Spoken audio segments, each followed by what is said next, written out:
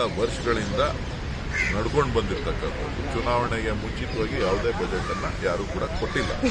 ಅದನ್ನು ಇವರು ಮುಂದುವರಿಸಿದ. ಆದರೆ ಇವರು ಹೇಳಿದ್ನಲ್ಲ, ನನ್ನ ನಾಮಫಲಕಗಳು ಬೇರೆ ಬೇರೆ ರೀತಿಯಲ್ಲಿ ಒಂದಷ್ಟು ದೇಶೀಯ ಭಾಷೆಗಳನ್ನು ಉಪಯೋಗಿಸಿ ಹೇಳುವಂಥದ್ದು, ಒಂದಷ್ಟು ಸಂಸ್ಕೃತವನ್ನು ಉಪಯೋಗಿಸ್ತಕ್ಕಂಥದ್ದು, ಸಮಯಕ್ಕೆ ಸಂದರ್ಭಕ್ಕೆ ತಕ್ಕಂತೆ ಮಾತುಗಳನ್ನು ತಿರ್ಸ್ತಕ್ಕಂಥದ್ದು ಈ ಒಂದು ಬಜೆಟ್ಟು ಮತ್ತು ಅವರ ಸಂಸ್ಕೃತಿ, ಅವರ ಆಚಾರ ವಿಚಾರಗಳು ಅವರು ಪ್ರಚಾರನ ಮಾಡಿಸಿದ್ದಾರೆ.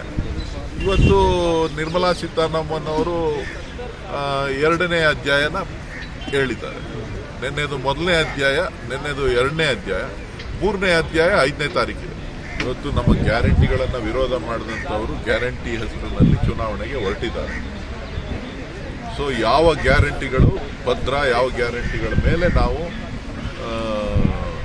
ಜನರ ವಿಶ್ವಾಸವನ್ನು ಗಳಿಸಬೇಕು ಅಂತಕ್ಕಂಥದ್ದು ಚರ್ಚೆಯ ವಿಷಯ.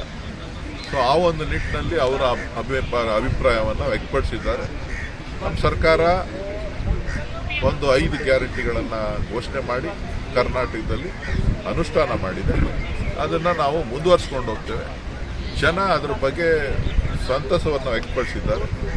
ಕೆಲವರು ವೈಯಕ್ತಿಕವಾಗಿ ಅವರವರ ಅಭಿಪ್ರಾಯಗಳನ್ನು, ಅವರವರ ಅನಿಸಿಕೆಗಳನ್ನು ಮಾಧ್ಯಮಗಳಲ್ಲಿ ಮತ್ತು ಕೆಲವು ವೇದಿಕೆಗಳಲ್ಲಿ ಹೇಳ್ತಕ್ಕಂಥದ್ದು ಸಹಜ. ಬಜೆಟನ್ನು ಇಂಟ್ರೀಮ್ ಬಜೆಟ್ ಅಂತೇಳಿ ಪ್ರೆಸೆಂಟ್ ಮಾಡಿದ್ದಾರೆ. ನಾಮಫಲಕಗಳು ಬದಲಾಗಿದೆ. ಹೊಸ ಹೊಸ ಪದಗಳನ್ನು ಬಳಸಿ ಒಂದಷ್ಟು ದೇಶಿ ಹೆಸರುಗಳನ್ನು, ಒಂದಷ್ಟು ಸಂಸ್ಕೃತಗಳನ್ನು ಉಪಯೋಗಿಸಿ ಜನರನ್ನು ದಾರಿ ತಪ್ಪಿಸುವಂಥ ಒಂದು ಬಜೆಟ್ ಘೋಷಣೆಯನ್ನು, ಲೇಖಾನುದಾನವನ್ನು ಇವತ್ತು ಕೊಟ್ಟಿದ್ದಾರೆ. ಇದರಲ್ಲಿ ಯಾವುದೇ ಅರ್ಥ ಇಲ್ಲ. ಇವತ್ತು ಯಾವ ಬೆಲೆ ಏರಿಕೆಯ ಬಗ್ಗೆ ಮತ್ತು ನಮ್ಮ ಎಕನಾಮಿಕ್ ಸರ್ವೆ ಇಡಬೇಕಾಗಿತ್ತು. ಎಕನಾಮಿಕ್ ಸರ್ವೆ ಅವರು ಇಟ್ಟಿಲ್ಲ ಅಂತಂದರೆ ಬಹುಶಃ full fledge last year budget ಅದು ಕಂಪ್ಲೀಟ್ ಆಗಿದೆ. ಎಕನಾಮಿಕ್ ಸರ್ವೆ ಅವರು ಇಟ್ಟಿದ್ದಿದ್ರೆ ಇವರ ಪರಿಸ್ಥಿತಿ ಏನಿದೆ, ಯಾವ ರೀತಿ ದೇಶ ಕಳೆದ ಸಾಲಿನಲ್ಲಿ ಸಾಧನೆಯನ್ನು ಸಾಧಿಸಿದೆ ಅನ್ನತಕ್ಕಂಥದ್ದು ಸಂಪೂರ್ಣವಾಗಿ ಗೊತ್ತಾಗ್ತಾ ಇದೆ. ಅದನ್ನು ಮುಚ್ಚಿಟ್ಟಿರೋದ್ರಿಂದ ಎಲ್ಲ ಕಡೆ ಅನುಮಾನಗಳು ಪ್ರಾರಂಭ ಆಗಿದೆ. ಬಹುಶಃ ಇದೊಂದು ಬಜೆಟ್ಟು ಚುನಾವಣೆಗೆ ಸಂಬಂಧಪಟ್ಟಂತೆ ಒಂದಷ್ಟು ಘೋಷಣೆಗಳನ್ನು, ಒಂದಷ್ಟು ಹೇಳಿಕೆಗಳನ್ನು ಕೊಡುವಂಥದ್ದು. ಲೇಖಾನುದಾನ ತಗೊಳ್ತಾ ಇದ್ದೀವಿ ಅಂತಕ್ಕಂಥವ್ರು ಇನ್ಕಮ್ ಟ್ಯಾಕ್ಸ್ ವಿಚಾರದಲ್ಲಿ ಮಾತ್ರ ಒಂದಷ್ಟು ಮೂಗಿಗೆ ತುಪ್ಪ ಸವರುವಂಥ ಕೆಲಸ ಮಾಡಿದ್ದಾರೆ.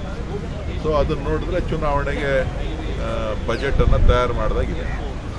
ಫೈನಾನ್ಸಲ್ಲೂ ಕೊಟ್ಟಿಲ್ಲ, ನಮಗೆ ಏನು ಕಾಂಪನ್ಸೇಷನ್, ಏನು ಟ್ಯಾಕ್ಸ್ ಕಾಂಪನ್ಸೇಷನ್ ಕೊಡಬೇಕಾಗಿತ್ತು ಅದನ್ನು ಕೊಟ್ಟಿಲ್ಲ, ಹೆಚ್ಚುವರಿ ಅನುದಾನಗಳನ್ನು ಕೊಟ್ಟಿಲ್ಲ. ನಮ್ಗೆ ಅನುದಾನ ಕೊಡಬೇಕು ಅಂತಂದರೆ ನಮಗೊಂದು ನ್ಯಾಯ, ಬೇರೆಯವ್ರ ರಾಜ್ಯಗಳಿಗೊಂದು ನ್ಯಾಯ.